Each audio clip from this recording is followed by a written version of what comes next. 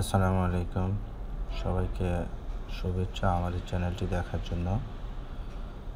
এবং আইফোন এবং অন্যান্য বিভিন্ন টেকনিক্যাল আরও বিভিন্ন টিপস পেতে গেলে আমার এই চ্যানেলটি সবাই লাইক, কমেন্টস এবং শেয়ার করুন। আমি ইনশাআল্লাহ আপনাদের আরও কিছু গুরুত্বপূর্ণ টিপস নিয়ে হাজির হব আপনাদের সামনে। আজকে আমি দেখাবো কিভাবে আইফোনে আপনার স্ক্রিন রেকর্ডিং একদম অপারেটিং সিস্টেমের সাথে কিভাবে স্ক্রিন রেকর্ডিং দেয়া আছে সেটা আপনাদের আজকে দেখাবো। আমরা অনেকেই জানি না যে আইফোনের অপারেটিং সিস্টেম 11 অলরেডি ইন্ট্রোডিউস করে ফেলছে অ্যাপল। তো আমি আজকে দেখাবো আমি আবার বলছি, iOS 11 সাথে কিন্তু মানে অপারেটিং সিস্টেমটার সাথে কিন্তু স্ক্রিন রেকর্ডার আলাদা কোনো অ্যাপস লাগে না। অ্যাপস ছাড়াই আপনি মোবাইলের স্ক্রিন রেকর্ড করতে পারবেন। আপনার ইচ্ছা মতো যে কোনো জিনিস রেকর্ড করে বিভিন্ন কাজে লাগাতে পারেন। তো আমি আপনাদের দেখাবো।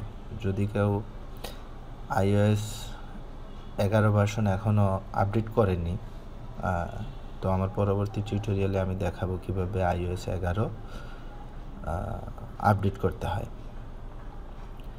তো iOS 11-তে আপডেট করতে গেলে স্ক্রিন রেকর্ডিং আমরা আগে যেভাবে নিচে থেকে স্লাইডটা উপরের দিকে টান দিলে দেখেন, আমরা আগে ব্যবহার করতাম iOS 10 অথবা কেউ 9 অথবা কেউ 7। তো আমরা এখন আপডেট করার পরে এই ভিউটা এরকম আসবে। ভিউটা আসার পরে নিচে দেখেন এখানে ব্লিপ করতেছে সেটা হচ্ছে রেকর্ডিং। এটা সেটিংয়ে যে এটাকে আনতেও পারেন, আবার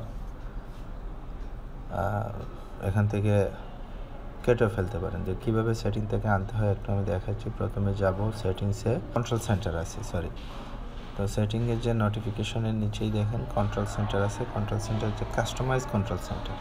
তো কাস্টমাইজ কন্ট্রোল সেন্টারে আমরা ক্লিক করব। ক্লিক করার পরে বাই ডিফল্ট কিছু জিনিস দেয়াই থাকে, যেমন আমি এখান থেকে চাইলেই আপনি এটা কেটে দিতে পারেন, রিমুভ করতে পারেন। Screen recorder remove, alarm remove, এটা দেওয়া থাকে। এখন আবার অ্যাড করতে চাইলে, যেমন স্ক্রিন রেকর্ডার অ্যাড করলাম, আমার হচ্ছে অ্যালার্ম অ্যাড করলাম, পাওয়ার লো মোড অ্যাড করলে উপরে এখানে চলে আসবে। চলে আসার পরে আমি বেরিয়ে আসলাম। বেরিয়ে আসার পরে এখানে দেখেন নিচের স্লাইড টান দিলে যে উপরেগুলা